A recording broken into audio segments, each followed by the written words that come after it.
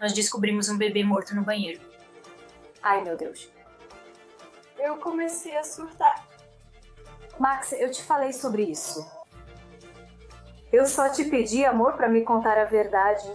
Nunca vi isso e peço a Deus pra não ver de novo. Uma cena horrível dentro do banheiro de uma sala de emergência, onde uma estudante do ensino médio é acusada de dar à luz um bebê de 9 meses e depois tentar escondê-lo. Estamos acompanhando o caso de Alexia Treviso há anos. Agora, a defesa dela está tentando descartar algumas das provas mais importantes do caso. O que eles disseram à mais alta corte do Novo México esta semana. Estamos acompanhando o caso apresentado pela Law and Crime. Eu sou Chris Stewart.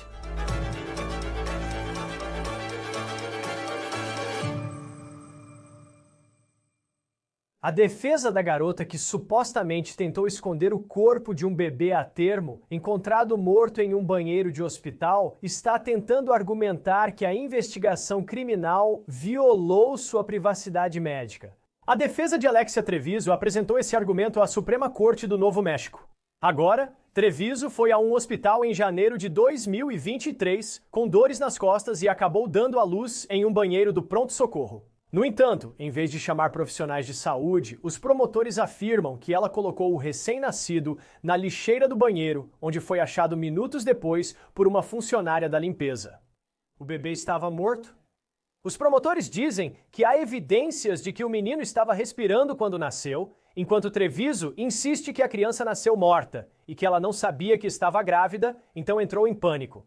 As câmeras dos policiais do condado de Bernalillo gravavam quando chegaram ao hospital à noite para atender a um relato arrepiante. Fizemos um teste de gravidez nela, deu positivo. Ela estava negando que tinha feito sexo. Ela disse que precisava ir ao banheiro e ficou lá um bom tempo, enquanto continuávamos batendo na porta. Finalmente conseguimos que ela abrisse a porta e havia sangue para todo lado. Ela estava limpando. Levamos ela de volta ao quarto. Tive medo que soubesse da gravidez e tivesse feito algo com si mesma. O médico iniciou um exame vaginal nela. Chamamos a senhora para limpar o banheiro. Ela colocou o bebê na lixeira e depois colocou outro saco limpo por cima. Então, quando olharam lá dentro, não havia lixo, mas estava debaixo do saco limpo. O bebê está morto. Ok, temos ele na sala de trauma também, mas ela matou a criança. Sim, quantos anos tinha o bebê? Eu não sei, era termo completo. Ela acabou de ter o bebê. Ela teve o bebê no banheiro, né? Foi isso que aconteceu. Quer dizer, ela, seja lá o que ela fez, eu não sei se ela vai mentir. Ela não quis nos contar que estava grávida. Treviso, com 19 anos em 27 de janeiro de 2023, foi inicialmente acusada de abuso infantil, adulteração de provas e homicídio em primeiro grau. Depois, a denúncia criminal retirou a acusação de abuso. Entrevistas dos delegados com a equipe médica naquela noite e nos meses seguintes ajudam a entender o ocorrido. Mas a equipe de defesa de Treviso não quer que o júri, no julgamento de assassinato de Treviso, veja isso, incluindo o momento em que a verdade veio à tona no quarto do hospital de Treviso. Assista a isto. Encontramos um bebê morto no banheiro. Ai, meu Deus. Isso me assusta muito. Maxi, já te falei isso. Eu só te pedi, querida, para me contar a verdade. Eu estava com medo. O bebê não estava chorando. O que você fez com ele? Ok, pare bem aqui. Parem. Prioridade número 1. Ela acabou de ter um bebê e está sangrando muito. Não sei se já expulsou a placenta. Qual o tamanho do bebê? A termo. 9 meses? O bebê estava chorando. Lexi, você já viu as notícias sobre as meninas, o que elas fazem com seus bebês e que elas vão para a cadeia? Me desculpe por isso, mas em relação a dar à luz um bebê e parece que você tentou esconder, nós realmente precisamos envolver a polícia. Eu não achei que ele estivesse chorando. Não saiu nada. Eu sei, mas o bebê vai ter que ser levado para autópsia e vai ter um investigador e tudo mais. A mãe de Treviso, Rosa, foi à sala de espera onde o pai do bebê e outros familiares estavam. Agora, ela jura que não sabia que Treviso estava grávida e está seriamente preocupada com o que aconteceu com a filha depois. O que vai acontecer com ela? Ela receberá tratamento antes de conversarmos, pois precisa ser estabilizada. Então é por isso que ela... Tudo bem. Quando ela estabilizar, tentaremos conversar. O bebê será levado ao norte para a autópsia. É mais provável que terminemos até amanhã. Ela será presa após ser liberada? Conseguiu o quê? Tipo, vocês vão levá-la sob custódia ou algo assim? Depende do que o promotor de justiça achar. Precisamos aguardar a autópsia para saber o ocorrido. Porque agora, com tudo o que aconteceu, nós íamos fazer uma investigação, obter mais informações do investigador médico policial lá no norte. E com isso, apresentamos ao promotor de justiça para ver o que o promotor de justiça quer fazer em relação às acusações, se é que vai haver alguma. Sabe, eu não sabia. Honestamente, eu não sabia que ela estava grávida. Eu não sabia. Eu só pensei, como ela disse, estou com dor nas costas enquanto meus quadris estão doendo. Acho que preciso ir ao quiroprático. Falei, tudo bem, vamos amanhã, mas ela estava com muita dor. Quando começou? Tipo, a dor? Sim. Ontem ela disse que estava muito mal, com dor nos quadris e nas costas. Ontem à noite, estávamos juntos no telefone. Ela disse que os quadris doíam muito. Perguntei se mais algo doía, e ela respondeu que tudo doía. E ela foi dormir. Ela também é líder de torcida Respira Animação. Elas competem em torcida. Ela malha, quero dizer. Ela esteve ativa esse tempo todo? Ela esteve ativa esse tempo todo? Segundo a equipe médica, Treviso continuava com sangramento intenso após o parto e precisava ser levada a um centro de trauma com obstetra. Ela foi transportada de helicóptero para outra unidade. Os detetives começaram a juntar o que aconteceu e todas as entrevistas deles com o pessoal do hospital tinham algo em comum. A reação horrorizada deles à cena no banheiro depois que Treviso saiu. Vi sangue por toda parte, nas paredes, no vaso sanitário. Parecia um filme de terror. Quando eu entrei, era uma bagunça sangrenta, um massacre. Você poderia descrever, se possível? Sim, havia sangue por toda parte. Havia bastante sangue lá dentro. Vamos voltar para 1 da manhã, 27 de janeiro de 2023. Treviso chega ao pronto-socorro com a mãe, reclamando de dor nas costas. As enfermeiras deram analgésicos e fizeram exames básicos de urina e sangue. E foi aí que descobriram que a jovem de 19 anos estava grávida. Mas antes que pudessem contar a notícia para Treviso, ela disse que precisava ir ao banheiro. Então ela foi rapidamente pelo corredor. Agora ouça o que várias enfermeiras e o zelador que foi enviado para limpar o banheiro dizem que aconteceu em seguida. Ela começou a se sentir um pouco melhor. E então, ela disse que precisava evacuar. E foi mais ou menos aí que tudo aconteceu. O que você fez depois disso? Onde você estava quando ela foi evacuar? Inicialmente, eu estava na enfermagem. E então, em algum momento, fui até lá e meio que verifiquei como ela estava. Bati na porta para ver se ela precisava de alguma coisa. Ela disse que não precisava de nada. Você ouviu alguma coisa? Eu não ouvi nada. Descarga do vaso sanitário? Sim, depois de um tempo comecei a ouvir. Então acho que chequei nela 2 ou 3 vezes, não tenho certeza. E então eu continuei ouvindo o dispenser de papel toalha, descarga e tipo a água correndo. Eu bati na porta, perguntei se ela precisava de alguma coisa. Ela negou e então, eventualmente, chegou a um ponto em que eu disse: você precisa sair. Pedi ao atendente a chave para destrancar a porta, já que ela a trancou para ir ao banheiro. Assim que pegamos a chave e destrancamos, ela abriu a porta e saiu andando. Ela disse alguma coisa sobre isso? Ela não disse nada, apenas me olhou e voltou para o quarto. Você olhou no banheiro? Olhei sim. O que você viu? Entrei no banheiro e vi uma grande quantidade de sangue. Onde? Estava no chão. Parecia que ela tinha tentado limpar em alguns lugares. Estava meio que na parede de trás, atrás do vaso sanitário do banheiro. Eu perguntei se ela estava bem e o que houve. Ela respondeu: estou menstruada. E ela saiu, e então eu entrei. Porque nesse ponto nós já tínhamos recebido o resultado positivo do teste de gravidez. Quando foi isso? Eu não saberia te dizer o horário exato, mas eu sei que antes disso nós tivemos um teste de gravidez positivo nela. Ok, antes da evacuação, você contou para ela que tivemos um resultado positivo? Não, o doutor ainda não foi contar para ela. Ok, então, certo. Sim, então eu entrei lá e olhei dentro da lixeira grande naquela hora para ver se tinha algo jogado fora, mas o saco estava novo e completamente vazio. Não levantei a lixeira, claro que teria notado. Olhei na lixeira e não tinha nada, né? O saco era novo. Tem certeza de que não tem lixo lá dentro? Não tinha nada lá dentro, Você sabe se eles usam sacos novos? Sei que alguns lugares colocam no fundo da lixeira e depois colocam o saco. Exatamente. Leve o lixo para cima. Assim, quando eles trocarem, podem simplesmente colocar um novo. Então, sim, geralmente há um rolo ou vários sacos extras no fundo do cesto. Então você disse que havia sangue no chão e algumas partes pareciam ter sido... Parecia que tinha sido limpo. Bem, e você disse que havia na parede, tinha alguém no banheiro? Acho que talvez tivesse algo no fundo do vaso, mas não lembro se havia no assento. Sim, porque quando ela correu ao banheiro, vi ela passar por mim. Porque eu lembro que falei para as meninas, porque ela estava com uma mão na virilha e a outra no bumbum. Ela correu ao banheiro e pensei, quando precisa, precisa. Porque uma das... Erika estava sentada e conversando comigo. Aí ela falou, nossa, sério? Então notamos que ela estava lá dentro há muito tempo. Então eu não sei se talvez o bebê já estava nascendo e ela só correu para o banheiro o mais rápido que pôde ou o quê? Depois de mais descargas, o Chris ficou em dúvida quando perguntei. E se ela estiver tendo um aborto espontâneo lá dentro e dando descarga nas coisas? Ele bateu e disse, você precisa destrancar a porta.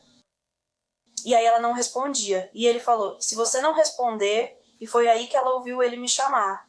Ele perguntou se eu tinha a chave reserva do banheiro. Respondi que sim, pois temos um chaveiro com várias chaves na mesa onde sento.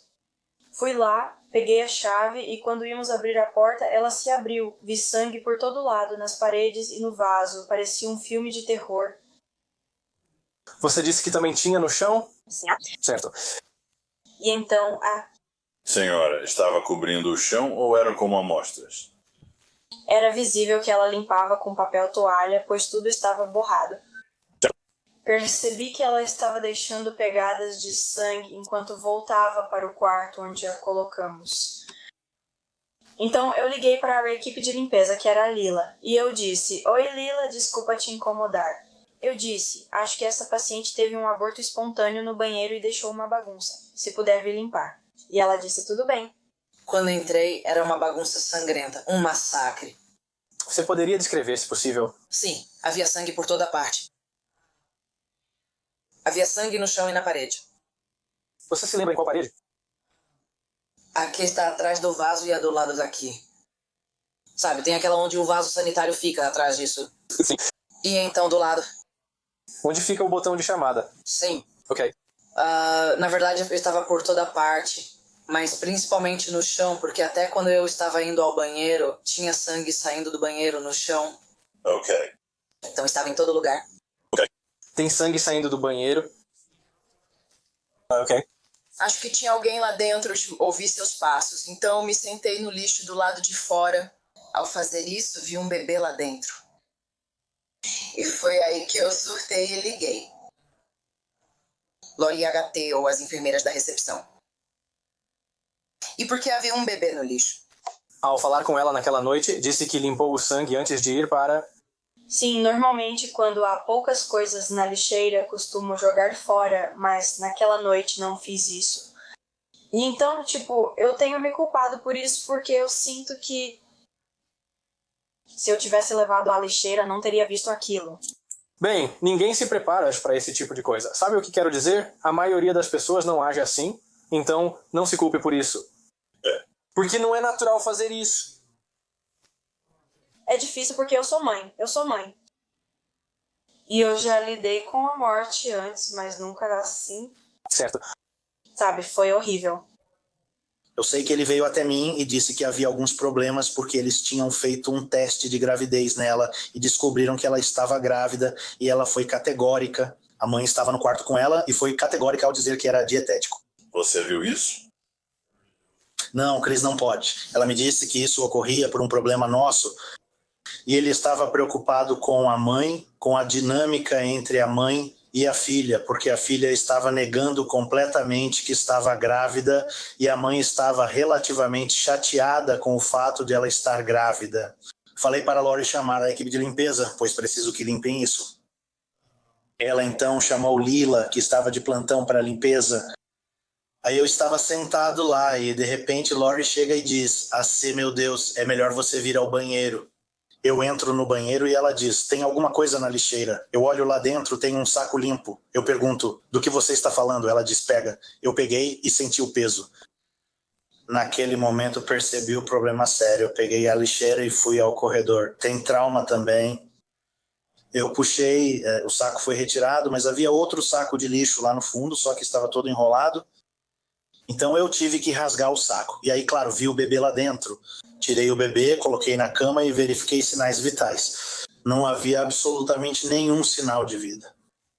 Saí de lá logo após fazer isso e fui ao quarto onde ela estava. Durante o exame vaginal, disse imediatamente: "Você precisa sair agora." Ela saiu e nós fomos para a sala de trauma, onde ela reavaliou o bebê com Chris e comigo. Concluímos que não havia motivo para iniciar um procedimento de salvamento. O bebê já tinha partido completamente. Ela basicamente estava assustada. Ela estava preocupada que fosse ter problemas. Ela teve uma conversa indefinida com a mãe, mais ou menos assim. Eles disseram: a mãe ficou chateada porque ela fez sexo e não contou para ela. Então elas ficaram discutindo sobre isso. E aí ela só ficou negando, né, o que era meio fora do contexto, porque naquela altura já não dava mais para negar. Certo. A paciente negava a mãe ter feito sexo naquele momento. Sim, ela estava tentando afirmar que ainda era virgem. Depois que ela saiu do banheiro com todo aquele sangue e tudo mais. Então, fiz o exame pélvico e acho que logo depois disso a mãe estava na sala de espera. Então ela estava preocupada. Ela me perguntou o que ia acontecer. Eu disse a ela, obviamente, que eu não sabia. Foi nesse momento que ela disse: "Quando você descobriu que ela estava preocupada em ter problemas, ela te contou alguma coisa? Tipo..." Ela não disse nada sobre o que tinha acontecido. Ela estava basicamente preocupada que ia acabar se metendo em problemas. É disso que estou falando. Eram essas as perguntas que ela estava fazendo? Tipo, o que vai acontecer comigo? Tipo, esse tipo de coisa. Ela chegou a perguntar sobre o bebê? Nenhuma vez. Tem algo que não perguntamos e você acha importante sabermos? Só vou te dizer isso. Eu nunca vi uma reação como a daquela garota. Eu nem sei o que dizer sobre isso. Não teve emoção nenhuma. Eu não sei o que dizer. Nunca vi nada parecido. Já vi mulheres casadas ou não perderem o bebê com 6 semanas de gravidez e ficarem arrasadas. Sabe o que quero dizer? Aquela garota entrou naquele banheiro, não fez nenhum barulho e o bebê saiu dela. E teve, eu nem sei como. Ela funcionou daquele jeito para fazer o que fez. Sem emoção nenhuma. Nunca vi nada parecido. Treviso foi presa meses depois, em 10 de maio, em sua casa, depois que o escritório do médico legista divulgou um relatório indicando que a morte do bebê foi um homicídio. Ela foi fichada e liberada após pagar fiança de $100 mil para concluir o ano letivo e participar da formatura. Tudo indicava que Treviso seria julgada, mas sua defesa alegou que as declarações feitas no hospital, gravadas por câmera corporal, não deveriam ser usadas no julgamento, pois estavam protegidas por sigilo médico-paciente, e ela não havia sido informada de seus direitos, Miranda. O promotor recorreu à Suprema Corte Estadual, onde 5 juízes ouviram na quinta-feira os argumentos e questionaram os advogados dos dois lados. O Estado apresentou seus argumentos, depois a defesa e, em seguida, fez réplica. O Estado acredita que não houve interrogatório meritíssimo, pois, ao assistir ao vídeo, a polícia não faz perguntas a ela. Em certo momento, a polícia pergunta à mãe se ela tinha carteira de motorista. Eles entregam isso e vão checar todos por precaução, como em um acidente de carro. Mas como eu disse nos documentos, todos nós conhecemos casos que dizem que pedir a carteira de motorista é algo processual. Isso não conta como interrogatório. Então a questão seria: a polícia disse algo que, como Inês diz, seria razoavelmente provável de provocar. Podem ser ações também. É nisso que quero focar. Nas ações, pois entendo que a polícia não falou nada. Eles não fizeram perguntas. Mas aqui eu não. Minha preocupação é que, se analisarmos apenas o vídeo, isso fica fora de contexto em relação ao que a polícia foi informada antes de entrar na sala. Houve uma denúncia. Eles ouviram a enfermeira, provavelmente coisas que talvez a enfermeira não devesse ter contado para eles. E então eles são convidados a entrar. E então há uma ação como resultado disso, que é diferente de, por exemplo, eles só colocarem a cabeça para dentro, ou se o relatório tivesse sido feito sem que o pessoal da saúde ligasse o relatório a essa jovem. Seria diferente se eles só fossem de quarto em quarto pedindo nome e informações de todos. Mas aqui eles já têm esse conhecimento antes de entrar na sala. E é isso que me complica nesse caso. Eu não vejo problema nisso, porque geralmente, quando a polícia chega ao local, eles vão querer falar com quem fez a denúncia. Agora, claro, o médico, seja lá quem for que chamou a polícia, nesse caso é um pouco ambíguo. Basicamente é a equipe médica, o hospital. Não é como um vizinho ligando para a polícia por causa de uma festa barulhenta ao lado. Mas, naturalmente, a polícia vai querer falar com o médico, com a enfermeira, pegar algumas informações antes de entrar lá. Eu acho que a polícia agiu de forma muito razoável aqui. Eles conversaram com o médico, conversaram com a enfermeira, e eu acho que a polícia é inteligente o suficiente para perceber que, só porque essa enfermeira da igreja está dizendo isso, aquilo e o outro, isso é apenas para informação do policial. Não há impedimento legal para a polícia entrar em emergências. No exemplo, o médico disse que queria falar com ela a sós e pediu para a polícia esperar. Pelo vídeo, a polícia foi muito respeitosa com o médico. Quero destacar que há sugestões de que a presença policial teria atrasado ou dificultado o tratamento ou o transporte dela para Roswell. Quero deixar muito claro, não há absolutamente nenhuma evidência nos autos que daria suporte a qualquer conclusão de que algum procedimento ou cuidado médico foi dificultado ou atrasado, ou que eles sequer tiveram algo a ver com o transporte de helicóptero. Então, o que eu diria é que a melhor resposta que tenho é: não acredito que havia um motivo médico para a polícia estar lá dentro. Mas, claramente, o médico não disse: quero falar com ela em particular. Não quero vocês lá dentro ainda. Eu sei que chamamos a polícia. Chamamos vocês, mas por favor não, Wendy. Preciso falar com ela. Eles têm um motivo legal para estarem lá dentro? Sim, não. Talvez pudesse ter sido diferente. Qual é o motivo legal? Bem, eles estão investigando isso e provavelmente querem em algum momento. Assistir ela fazer um exame público, isso é investigação?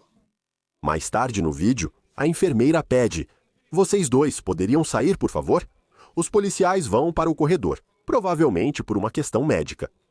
Pedir para eles saírem estava atrapalhando a investigação? Não, não atrapalhou. E os policiais foram muito educados. Foram para o corredor. Quero mencionar outra coisa. Isso fica mais claro ao assistir o vídeo inteiro. Tem um momento no vídeo, praticamente exatamente às 3 horas, em que você vê os policiais no corredor e eles dizem para a enfermeira: bem, nós não queremos. Na verdade, não queremos entrar lá e causar mais estresse para ela. Ela já está lidando com muita coisa. Às 3 horas, você vê o sargento e outro policial voltando ao quarto. Fica claro que estavam no corredor. O sargento diz: vamos continuar esperando no corredor para não aumentar seu estresse. Sabemos que isso é estressante. O sargento explica: não podemos deixar sua mãe agora. Aguardamos o detetive. Você tem 19, mas seguimos no corredor. Não queremos aumentar seu estresse. Sei que na página 9 do resumo parecia que diziam que a polícia ficou na sala o tempo todo nessas 2 horas, mas isso não é verdade. São as consequências desse caso que são extraordinárias para a senhorita Treviso e para todo paciente vulnerável no Novo México, e para o compromisso do Estado com um atendimento de saúde reprodutiva seguro e confidencial. E ainda mais importante, para manter a linha que separa o atendimento médico das investigações policiais. Médicos e profissionais de saúde assumem o papel de cuidadoras. A polícia assume o papel de investigadora. Se aceitarmos a posição do Estado neste caso, essa linha desaparece completamente. E isso é em detrimento dos pacientes do Novo México, em seu momento mais vulnerável. A polícia está no departamento de emergência todos os dias. Isso é algo que médicos da vida real têm que lidar todos os dias. As pessoas que estão lá estão em seu momento mais vulnerável.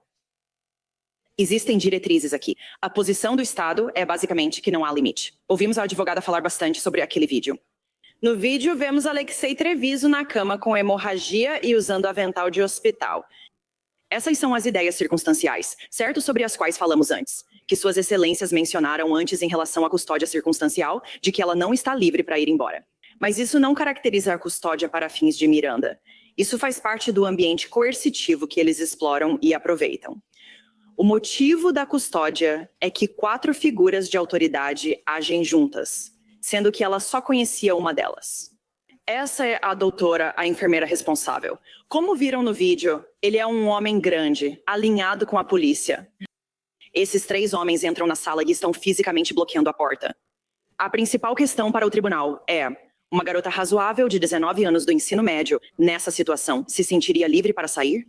E a resposta é não, mesmo que ela não estivesse tendo uma hemorragia, mesmo que não estivesse conectada a um soro, mesmo que não tivesse acabado de passar pelo primeiro exame ginecológico da vida dela e pelo trabalho de parto e parto precipitado, do que a defesa afirma ter sido um natimorto no banheiro. A polícia não deveria estar na sala de atendimento, nem a doutora Vasquez deveria ter orientado a equipe de emergência a não interagir com a senhorita Treviso sem a presença policial. Mesmo supondo que a ré não soubesse da gravidez após o parto, o normal seria pedir ajuda imediatamente. Acabei de ter um bebê, preciso de ajuda. Ela não contou a ninguém por meia hora. Foi 30 minutos depois que a faxineira encontrou o bebê. E, obviamente, mais 5, 10 minutos até a polícia chegar. Acho que dá para argumentar bem que ela, desde o início, nem sequer se valeu do privilégio de decisão do paciente. Estado versus Roper. 1996, NMCA 73, parágrafo 6, afirmou que o privilégio visa incentivar pacientes a revelar totalmente seus sintomas. Se você esconde do médico um fato importante, como ter acabado de dar à luz, não está pedindo ajuda nem usando um privilégio. Agora, eu entendo que depois dos fatos, agora que ela foi pega e está com problemas, ela queira dizer: meu privilégio foi violado. O caso Estado contra Strauss, de 2015, NMSC 9. Parágrafo 44, afirma que privilégios geralmente têm limites, especialmente diante de interesses conflitantes, que podem prevalecer sobre a confidencialidade. Strauss destaca, nos parágrafos 29 a 31, que em 1973, o Novo México foi um dos primeiros estados dos Estados Unidos da América a impor o dever de denúncia obrigatória para todos. Então, o Novo México tem uma história rica de proteção a crianças e bebês. E outra coisa que eu queria destacar é que também é interessante que parte dessa questão de privacidade e privilégio é um pouco seletiva, e ela é quem me serve. Houve muita ênfase na resposta sobre privacidade, e eles não respeitaram a privacidade dela. E ainda assim, há algo na resposta onde eles dizem: bem, o hospital deixou ela ir ao banheiro sozinha. Bem, ela tem 19 anos. Parece quase inacreditável para mim que eles esperavam que o médico entrasse no banheiro ou que a enfermeira fosse até o banheiro e ficasse de olho nela para garantir que ela não fizesse nada. É preciso um tratamento assim. Você tem 19 anos, já é um adulto responsável. Acho que isso tem faltado aqui, pois o réu certamente tem direitos. Ela está sendo julgada, mas é preciso falar dos direitos do bebê. Os juízes decidirão se as declarações de Treviso serão usadas no julgamento e divulgarão o resultado depois. Treviso processa o hospital por morte injusta do bebê, alegando que a equipe deu medicamentos que poderiam afetar sua gravidez, mesmo após teste positivo. Nós, é claro, continuaremos acompanhando este caso conforme ele se desenvolve. Caso encerrado pela Law and Crime.